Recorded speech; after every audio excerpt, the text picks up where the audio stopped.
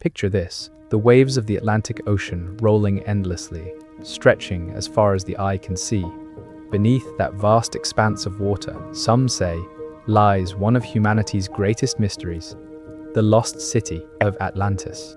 It's a story that has survived for over 2,000 years, first told by the philosopher Plato and retold by countless dreamers, explorers, and historians ever since. The very word Atlantis is enough to spark a mix of wonder and curiosity. Was it real, a thriving civilization swallowed by the sea? Or was it nothing more than a cautionary tale crafted to warn us about the dangers of ambition and pride? No matter the answer, the idea of Atlantis refuses to fade. It grips us, generation, because it represents something bigger than a lost city. It represents the possibility that our history is incomplete. Plato described Atlantis as a powerful island empire, located beyond the Pillars of Heracles, what we call today the Strait of Gibraltar. According to him, the Atlanteans had built grand palaces, intricate canals, and advanced harbors. Their city gleamed with metals like orichalcum, a mysterious alloy said to shine like fire. They ruled over lands far and wide, wealthy and mighty, until their arrogance angered the gods. And then, in a single night and day of misfortune, the island of Atlantis was swallowed by the sea. It is the perfect tale, rise, glory, and sudden destruction. But here's the question that has haunted us for millennia. Was Plato recounting myth, or was he pointing to a real place? One that might still lie buried beneath the ocean floor? Here's the twist. Plato claimed he was not inventing this tale, but passing on an older story. He wrote that the Athenian statesman Solon heard it from Egyptian priests, who preserved records of a mighty island civilization destroyed in a cataclysm. So if Plato's words carry even a grain of truth, then Atlantis may have been rooted in real history, passed down across culture. Imagine for a moment that this was true. It would mean that long before our recorded civilizations, before Egypt, before Mesopotamia, there was another people, advanced and powerful, erased by nature's fury. That possibility is what keeps Atlantis alive in our collective imagination. Because if Atlantis existed, it would change everything we think we know about human history. It would mean progress is not a straight line from the caves to the cities we live in now. Instead, it would suggest that humanity has risen and fallen more than once. Greatness can appear, reach unimaginable heights, and then vanish, almost without a trace. If it happened before, could it happen again? That's a question that makes Atlantis more than just a story. It makes it a mirror reflecting our own world. The power of Atlantis lies not only in whether it was real, but in what it represents. It is both a dream and a warning. For dreamers, it is the vision of a lost golden age, a time when humans may have mastered arts, sciences, and technologies that even today remain a mystery. For skeptics, it is a tale of hubris and downfall, a reminder that no empire is safe from collapse. But for all of us, it is an irresistible puzzle. Somewhere, perhaps under the waves or buried in forgotten lands, there could still be clues waiting to be uncovered. Every discovery of a submerged ruin, every ancient artifact that seems out of place, reignites the whispers of Atlantis. Atlantis. Could this be a piece of the lost city? Could we be standing on the edge of rewriting history itself? This is why the legend of Atlantis has endured for thousands of years. It speaks to something universal, the human hunger for mystery, for wonder, for answers, just out of reach. Think about it, from explorers like Christopher Columbus to modern-day divers and archaeologists. Countless seekers have been drawn to the ocean in search of something lost. Atlantis has become a symbol of that eternal quest, a reminder that the past may still hold secrets and the future may still bring revelations we cannot yet imagine. And there is another reason it grips us so tightly. Atlantis is not just about the past. It is about the future. If a mighty civilization once vanished in a single night of disaster, then we, too, are vulnerable. Our skyscrapers, our cities, our technology, how secure are they really against the power of nature? Rising seas, earthquakes, and storms remind us that the Earth has always had the final say. The story of Atlantis forces us to ask, are we as invincible as we think? Or are we just another chapter, waiting to be washed away? And maybe that's why, even after more than 2,000 years, Atlantis still calls to us. It is not only a question of whether it existed, but of what it says about us. Are we explorers bold enough to search for answers? Are we humble enough to see ourselves in the downfall of a forgotten empire? Or are we dreamers who simply crave the magic of believing in a lost world beneath the waves? Whatever the case, Atlantis is more than just a city swallowed by the sea. It is a reminder that the past is never fully written, that mysteries remain hidden, and that sometimes the most powerful stories are the ones that refuse to let us go, So as we dive into this mystery together, keep your mind open, because whether Atlantis was real or imagined, it carries a message that still matters today. It tells us that history is not as certain as we think, that our world, like theirs, can change in an instant, and that curiosity, the desire to search, to uncover, to imagine, is what keeps us connected across centuries. Atlantis may be lost, but its mystery is alive, and that perhaps is the real treasure it left behind. When we trace the story of Atlantis back to its source, everything begins with one man, Plato, the ancient Greek philosopher whose writings still shape how we think today. More than 2,000 years ago, in the 4th century BCE, Plato wrote 2 dialogues, the Timaeus and the Critias. These were not just idle tales but philosophical texts, conversations between thinkers exploring questions about the universe, politics, and human nature.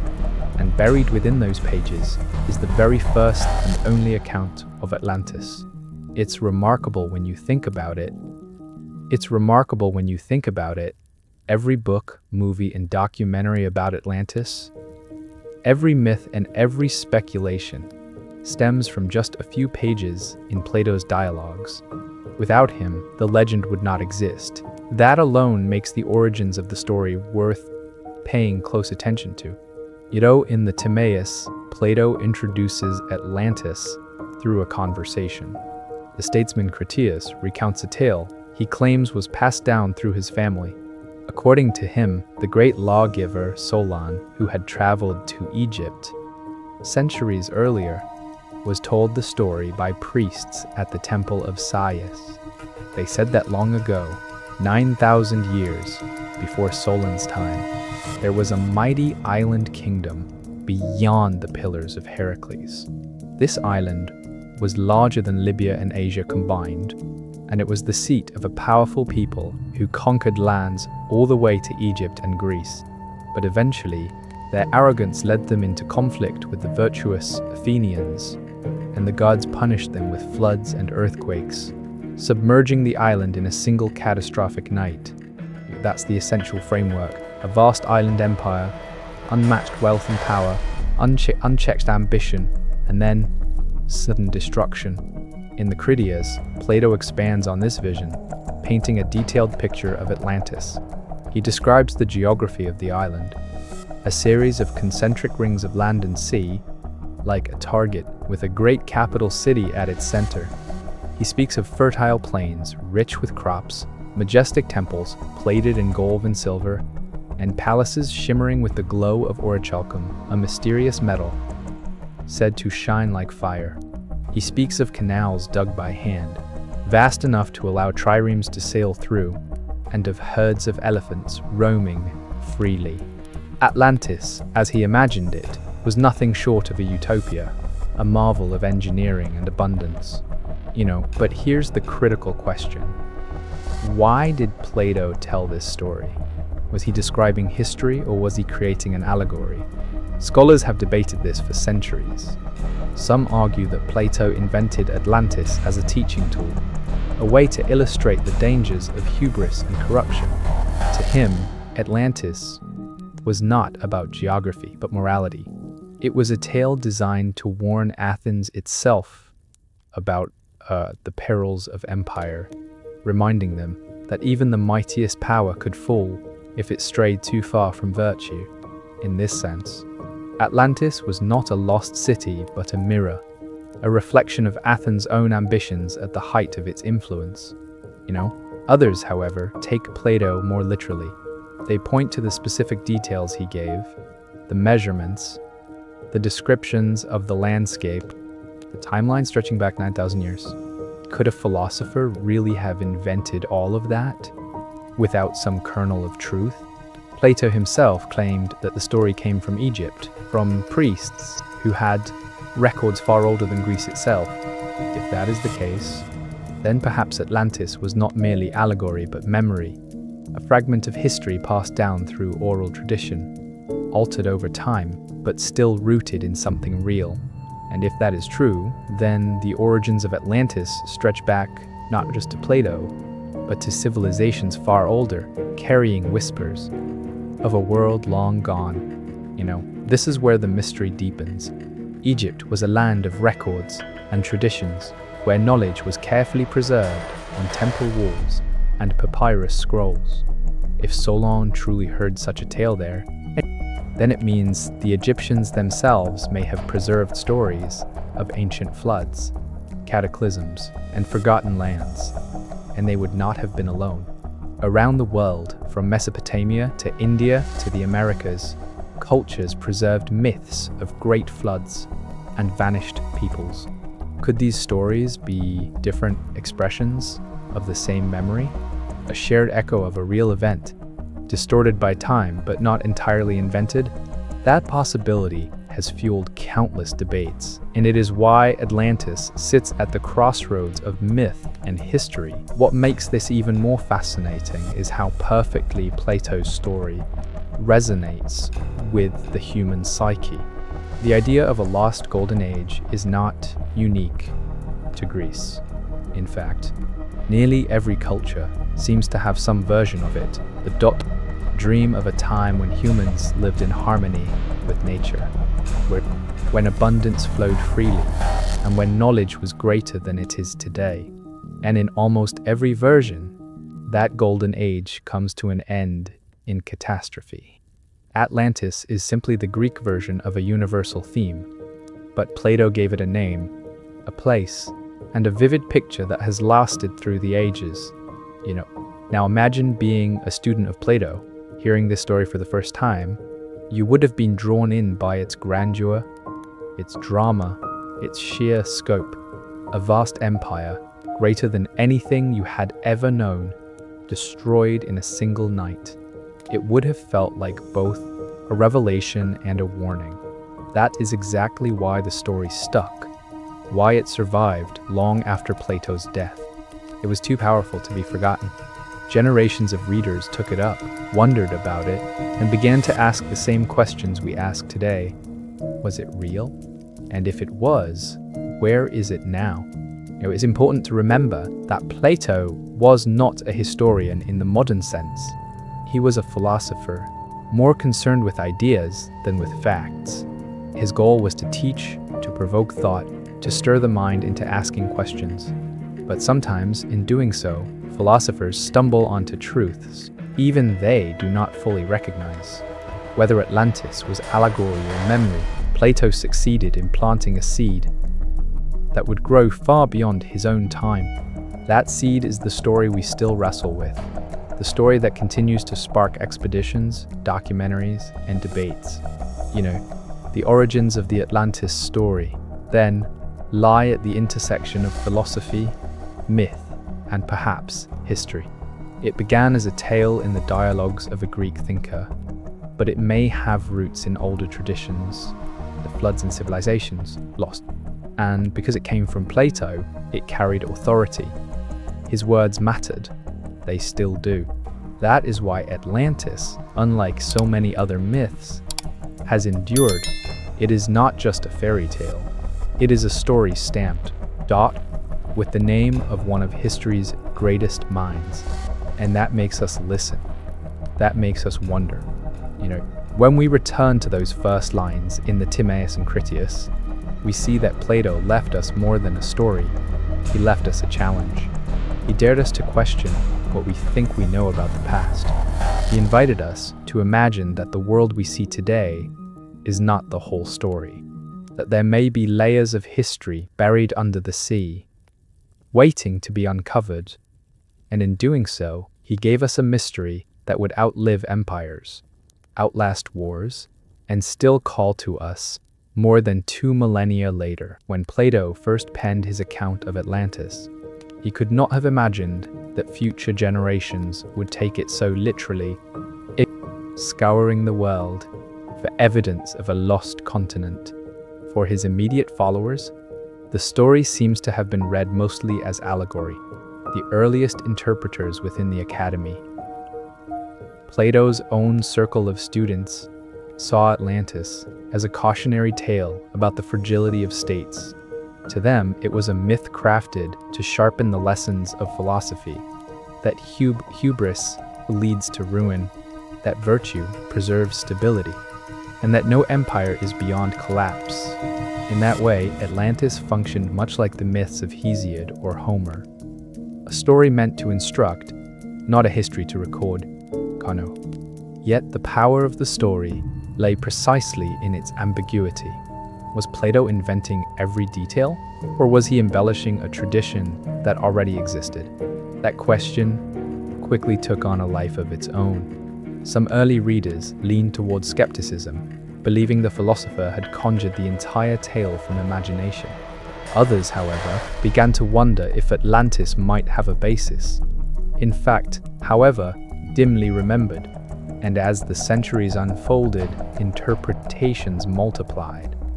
The tale moved beyond philosophy into the realm of legend. One of the earliest hints of serious debate comes from later classical writers. Strabo, the Greek geographer writing in the 1st century BCE, mentions Atlantis in his geography. He treats it with caution, suggesting that while Plato's story was entertaining, it should not be taken as literal truth. Pliny, the Elder, the Roman naturalist, also refers to it in passing, grouping it with other marvels and mysteries of the ancient world. To them, Atlantis was interesting, but not convincing evidence of a real place. These were men who valued observation and record-keeping, and yet even they could not quite ignore the allure of Plato's drowned empire. During the Roman era, Atlantis slipped into the background. Philosophers preferred to debate ethics, politics, and metaphysics, rather than lost continents. But the seed was never entirely forgotten. Monks and scholars in the Middle Ages, copying manuscripts in candle-lit scriptoria, preserved Plato's dialogues. When Europe entered the Renaissance and rediscovered the texts of antiquity with fresh enthusiasm, the story of Atlantis re-emerged like a spark catching dry tinder. Suddenly, thinkers began to speculate anew, but now in the context of a rapidly changing world. The timing could not have been more dramatic. The Renaissance coincided with the age of exploration, when European sailors pushed into unknown seas, mapping coastlines and discovering lands previously unimagined by them. For those living in the 15th and 16th centuries, Plato's account of a great island beyond the Pillars of Heracles, the Strait of Gibraltar, seemed almost prophetic. As ships crossed into the Atlantic and found the Americas, many wondered, had Atlantis been found? Some race writers thought so. The Spanish priest Francisco López de Gomara, writing in the 16th century, suggested that the newly discovered lands might be the remains of Plato's Atlantis. Others, like the Italian scholar Girolamo Fracastoro, speculated that the ancient flood myths including the tale of Atlantis, were faint memories of geological upheavals that had reshaped the Earth. The discovery of the New World gave Plato's myth a new canvas, and speculation ran wild. By the 17th century, Atlantis became more than a subject of casual curiosity. Philosophers and scientists began to treat it as a serious possibility. The English thinker Francis Bacon, in his unfinished work, The New Atlantis, reimagined the island not as Plato described it, but as a utopian society devoted to knowledge and discovery.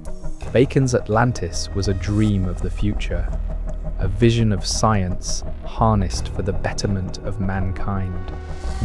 Though fictional, it reinforced the idea that Atlantis could be a symbol of human potential, not just a cautionary tale, At the same time, other writers leaned toward literal interpretations. Athanasius Kircher, a 17th century Jesuit scholar, published a famous map of Atlantis. He placed it squarely in the middle of the Atlantic Ocean, labeling it as Plato's island and illustrating it as a once mighty landmass, now submerged beneath the waves. For readers of his time, Kircher's work lent visual form to a legend that had previously lived only in words. Even though his placement and proportions were speculative, the map captivated imaginations and gave Atlantis a new sense of reality. As European thought shifted towards science and reason, speculation about Atlantis did not vanish. It evolved. Enlightenment thinkers debated whether the myth might preserve fragments of genuine history, perhaps of civilizations erased by earthquakes, volcanoes, or rising seas. Georges-Louis Leclerc, Comte de Buffon, and other naturalists entertained the possibility of continents shifting and disappearing. Suddenly, Plato's tale seemed not entirely impossible.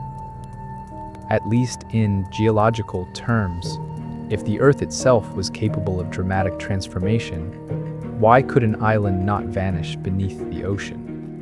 But speculation was not limited to scientists. The story of Atlantis seeped into literature, theology, and even political thought. Some writers connected it to big, suggesting that Atlantis might have been destroyed in the same flood described in Genesis. Others proposed that it was the source of all human civilization, a primordial culture from which Egyptians, Greeks, and even the peoples of the Americas had descended. In this way, Atlantis became not just a story but a key to explaining human history itself. What is striking is how flexible the myth proved to be. For philosophers, it was allegory. For explorers, it was possibility. For theologians, it was evidence of divine judgment. For scientists, it was a puzzle about the natural world. At every stage, Atlantis adapted to the questions and concerns of the age. That is why it never faded away. Unlike so many other myths confined to the dusty corners of manuscripts, Atlantis kept reinventing itself to meet the curiosity of each new generation. By the end of the 18th century, when Romanticism swept through Europe with its fascination for ruins, mysteries, and the sublime power of nature, Atlantis once again found fertile ground. Writers and poets embraced it as a symbol of loss and longing, of civilizations greater than ours vanishing into the sea. It became not only a subject of speculation, but also an emotional anchor for human imagination, embodying both our desire for golden ages and our fear of catastrophic ends. From Plato's dialogues to Renaissance explorers, from Jesuit maps to Enlightenment debates, the early interpretations of Atlantis show us a pattern. Whenever humans face the unknown, they reach for stories that give meaning to mystery. Atlantis has always been one of those stories. It invited the Greeks to reflect on virtue, inspired Renaissance thinkers to connect myth with discovery, and encouraged Enlightenment scientists to stretch the boundaries of geology. And in each case, it was the ambiguity at the heart of Plato's tale that made it possible.